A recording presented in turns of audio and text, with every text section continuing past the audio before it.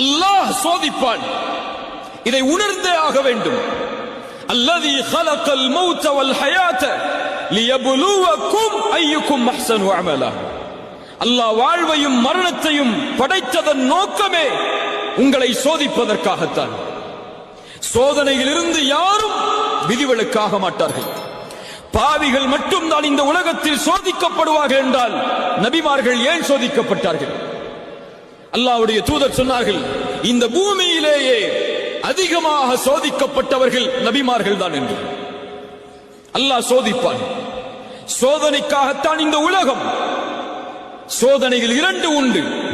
ஒன்று அல்லாஹ் கொடுத்து சோதிப்பான், இன்னொன்று அல்லாஹ் எடுத்து சோதிப்பான். அல்லாஹ்வுடைய விதியை பொறுத்தவரை கொடுப்பதும் சோதனைதான், எடுப்பதும் சோதனைதான். சொல்லுங்கள், அல்லாஹ்வுடைய விதியை பொறுத்தவரை கொடுப்பது